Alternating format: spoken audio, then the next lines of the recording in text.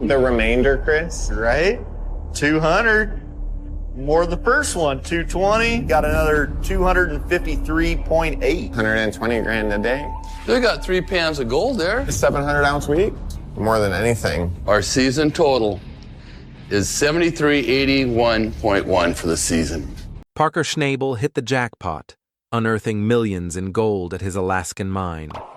Surprisingly, he then chose to seal off the site, igniting intrigue and guesses. Whether this daring move will succeed is still up for debate. What's so precious that Parker opted to secure his mine? Let's dive into Parker's remarkable discovery that could transform the gold mining world forever. At just 16, Parker Schnabel took over his grandfather John's mining claim in Alaska. It was a massive leap for Parker. He invested $100,000 to acquire a new digging area, banking on it being rich with gold. He never imagined how this choice would alter his life. Parker was determined to strike a huge gold haul in the Klondike region. To maximize progress swiftly, he divided his crew, mostly new to Alaska's harsh conditions, into 2 teams. The first, the Wolf Cut crew, set out to probe new areas, excavating 30 feet into virgin soil. "We need to thaw this ground because right now we're just burning cash, not earning," they said. They aimed for large quantities of high-quality gold, knowing it'd be tough and slow. The second team, led by Mitch and Tyson, called the Drift Cut crew, urgently needed to find plenty of gold to sustain their operation. They scoured their site meticulously, seeking tiny gold traces that might yield a massive payoff. Weeks passed, and both crews toiled relentlessly with fierce commitment. Parker's Alaskan venture became a race against time. The pressure to find gold grew intense, with global audiences eagerly watching, anticipating the outcome of Parker's gutsy gamble. At last, the breakthrough came. After grueling days, the Wolf Cut crew struck a vast gold deposit. The soil they'd pinned their hopes on revealed its hidden riches. Parker's vision and unwavering faith paid off. Simultaneously, the Drift Cut crew hit gold too, securing funds for their entire operation. Excitement surged as Parker's dreams began to materialize. News of his triumph spread fast, captivating gold enthusiasts and dreamers alike. Deep in Alaska's wilderness, Parker, now a seasoned prospector, uncovered a colossal gold deposit that could make everyone involved wealthy. But there was a hitch. His old processing machine, the wash plant, was no longer dependable. Mark, the crew's new leader, disliked rented machines as they often failed. "Our baby's back in action, up and running," he said. They planned to set up the wash plant and test it, despite it not being fully ready. For now, they relied on the rented machine. Despite this setback, Parker's team welcomed new workers, hoping one might prove exceptional and boost their gold haul. Yet, there was a risk these newcomers might fall short. Another worry was Mitch's absence, a key worker, making mining tougher. They had to position the rented machine precisely to test its performance. Parker hoped his new Red Rocket machine could handle at least 150 loads of dirt hourly. They carefully positioned a large metal tube, the tailings conveyor, which was vital for the machine's operation. It demanded intense effort and problem-solving to get it right. Finally, their hard work paid off, and the machine was operational. Parker chose to seal off the gold-rich area, enabling them to focus solely on extracting maximum gold, potentially leading to a huge windfall. 2 years later, Parker's Alaskan site was fully running. This was a critical moment, as success here ensured his long-term mining career. He was thrilled yet anxious to see if his efforts would bear fruit. His team cleared nearly a mile of debris from an old mining site, ready for their first gold output test. They aimed for an ounce of gold per machine hour, but there was a snag. Their scale measured regular ounces, not troy ounces used for gold. Still, they proceeded with the weigh-in. After celebrating their major gold find, the team was eager to uncover more buried treasures. A generous gold rush leader, Parker estimated they needed about 435 grams to hit their 14-ounce goal. The scale read 430 grams, just shy of 13.8 ounces, nearly meeting their target. Though they missed the 1 ounce per hour mark, they rejoiced over their $23,000 haul. It was just the first hour, and they were keen to see what a full day could bring. This wasn't just thrilling for Parker, but for all of Alaska, marking the biggest gold find in over a decade. Their hard work was yielding results. Parker was known for treating his workers well, but how generous would this young boss be moving forward? That was yet to be seen. With winter nearing, Parker's crew raced to finish their tasks. Mitch, now leading, faced a massive dirt pile to process. The machines were pushed to their limits. Amid the frenzy, Mitch spotted potential in Evan, a young newcomer. Impressed by his zeal, Mitch promoted him from truck driver to loader operator. Soon, they hit a hurdle when rocks jammed the cleaning system, halting everything. To resolve it, they brought in a powerful Alaskan machine, Big Red. The crew was nervous, as they hadn't found gold yet and had spent heavily. Determined to succeed, they got Big Red running smoothly, clearing dirt fast. Parker's team knew they had to keep pushing to turn their luck around. In a grueling season, Parker Schnabel showed his crew how much he valued their effort, gifting each one $122,000 in gold. This unexpected gesture left everyone overjoyed and thankful, proving Parker truly valued their teamwork. But trouble struck again. Rocks clogged their machinery. Evan first noticed the issue, forcing them to stop Big Red multiple times to clear rocks. Mitch, investigating, found a torn screen in Big Red, letting large rocks through, causing jams. These delays risked gold losses. Mitch manually removed the rocks and replaced the screen, a tough task needing skill and precision. The rocks were sharp and rugged, and given Big Red's high throughput, the screens wore out fast. After swapping the old screen for a new, secure one, it acted as a filter, allowing smaller, valuable gold bits through while blocking large rocks. But if the screen failed again, those rocks could harm Big Red or cost them more gold. Mitch and Tyson, focused on maximizing their gold haul, swiftly fixed the screen to keep operations smooth. They meticulously maintained their equipment to ensure peak performance for finding as much gold as possible. Every challenge they overcame pushed them nearer to their dream of earning millions through gold mining and achieving a wildly successful season. While tackling these obstacles, they found rocks clogging the sluice's water flow, halting gold collection. The culprit? A faulty screen. Repairing Big Red was grueling, but they hoped for smoother operations afterward. With Big Red fixed, mining resumed. The team thanked Evan for spotting the rock jam. His keen observation saved them major trouble.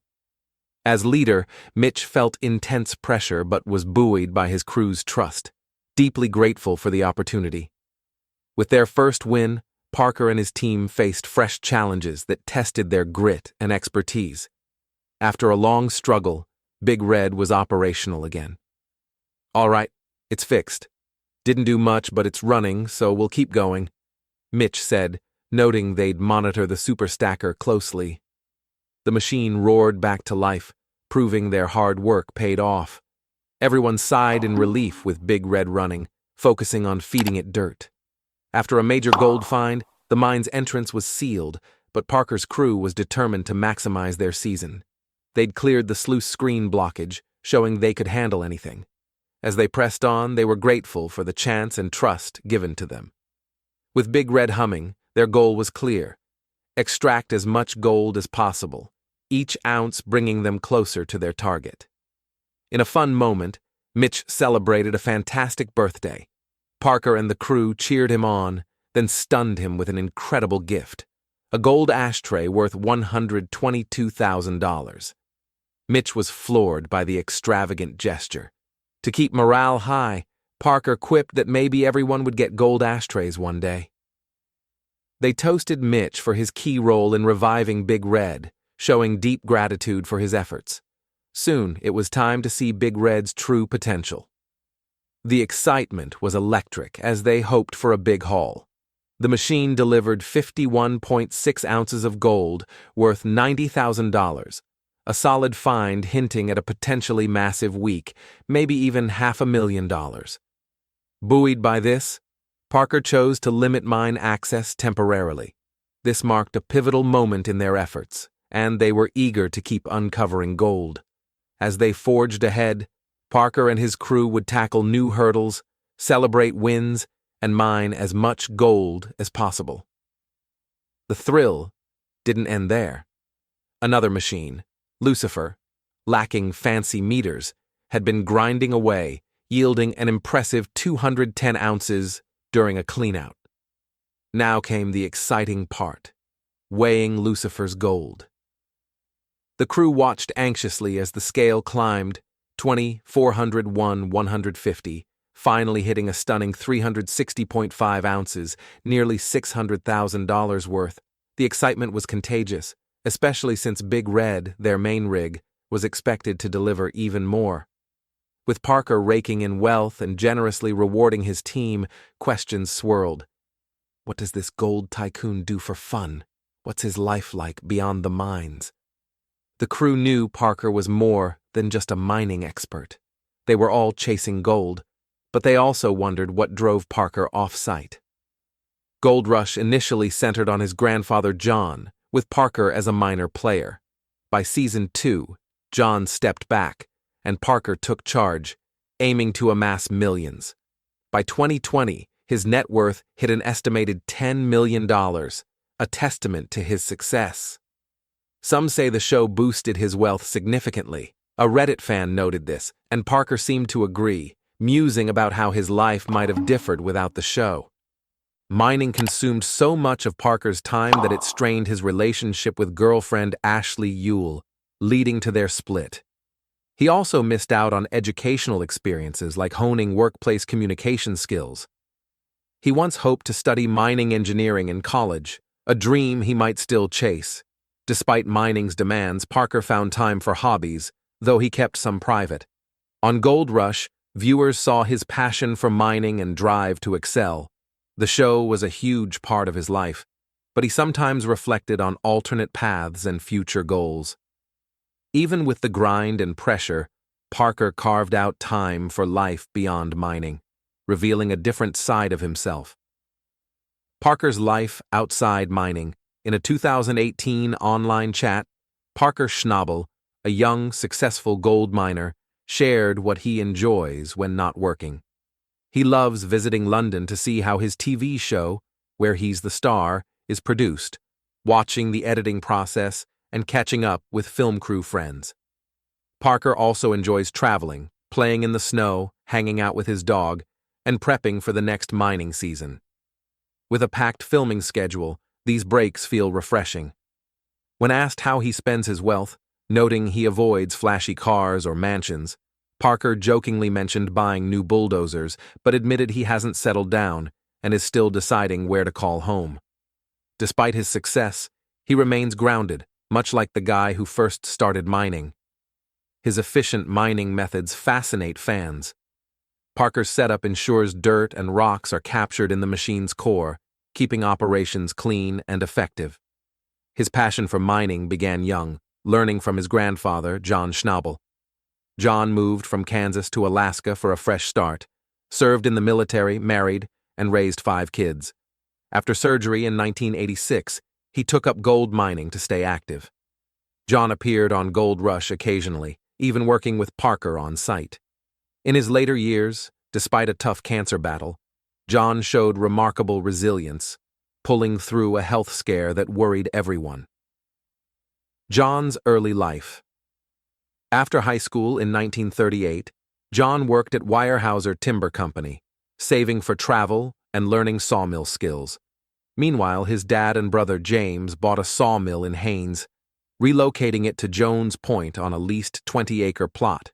They built a small cabin, living there until 1947, aiming to make it homey. In March 1939, John left his timber job, boarding the Alaska steamship SS Yukon from Seattle for Haines, with tools and $38, traveling in steerage. He worked at ports, unloading cannery supplies to fund his trip and save extra. In Haines, he spent his last dollars on a post office message, leaving him broke. Post-World War II, in March 1946, John and brother George returned to Alaska, hopeful for their mill business, especially with a new road linking Haines to the Alaska Highway. But at Jones Point, they found their mill crushed by snow.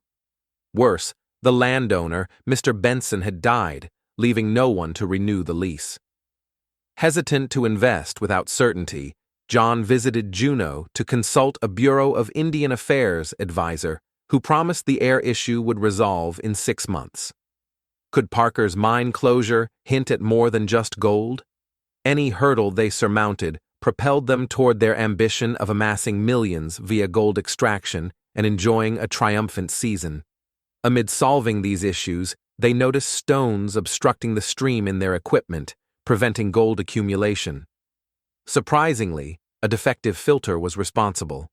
Repairing Giant Crimson was arduous, yet they anticipated smoother performance henceforth. After restoring Giant Crimson, operations resumed. The group praised Ethan for detecting the stone obstruction.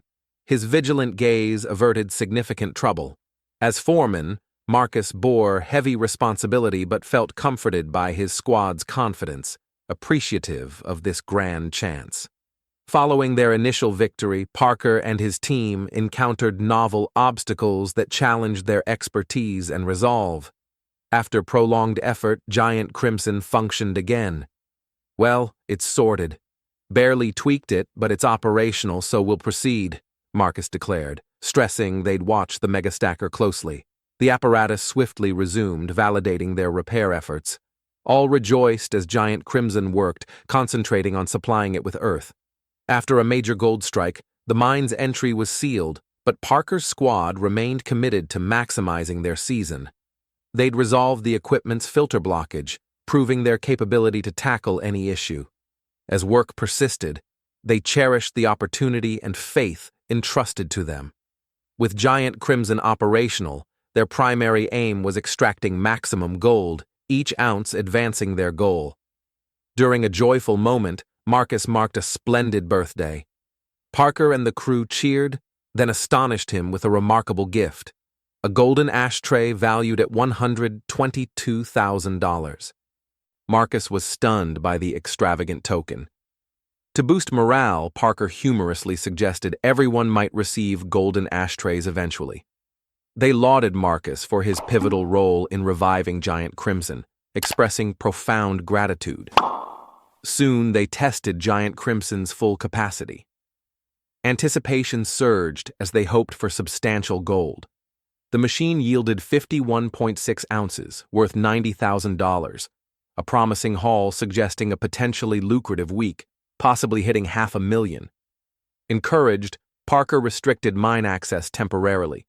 This was a turning point, and they eagerly pursued more gold. As they progressed, Parker's crew faced diverse challenges, celebrated successes, and mined relentlessly. Excitement continued with another rig, Diablo, lacking advanced gauges, producing 210 ounces during a cleanup. The thrilling moment arrived, weighing Diablo's gold. The team watched anxiously as the scale rose, 20, 401, 150, reaching a staggering 360.5 ounces, nearly $600,000. Elation soared, especially since Giant Crimson, their main rig, promised even greater yields.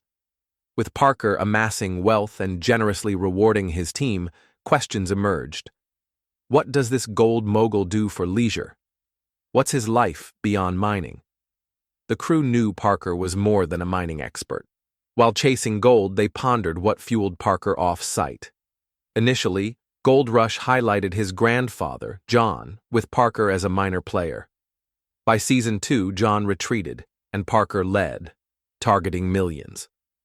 By 2020, his wealth reached $10 million, reflecting his success. Some attribute his fortune to the show. A Reddit user noted this, and Parker concurred, reflecting on alternate paths without the show.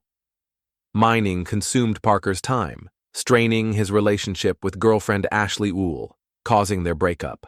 It also limited educational pursuits, like refining workplace communication. He once aimed to study mining engineering, a goal he might revisit. Despite demands, Parker found leisure time, keeping some hobbies private.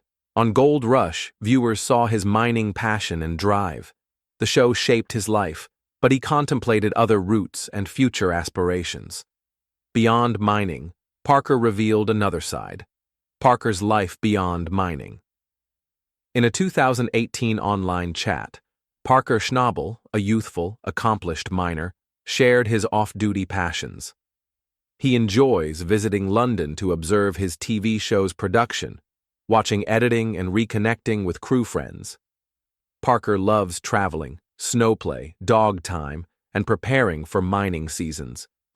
With a hectic filming schedule, these breaks refresh him. Asked about spending his wealth, noting his avoidance of flashy purchases, Parker jokingly mentioned buying bulldozers, but admitted he's still choosing a permanent home. Despite success, he remains humble, much like his early mining days. His efficient methods captivate fans. Parker's equipment setup traps dirt and rocks, ensuring clean, effective operations.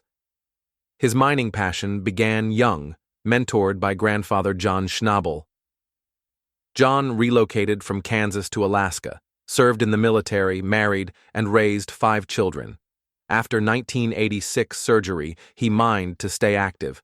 John occasionally joined Gold Rush, working with Parker. Despite a cancer battle, John's resilience shone, surviving a health crisis. Does Parker's mine closure conceal more than gold? What's at play? Share thoughts and like and subscribe for more.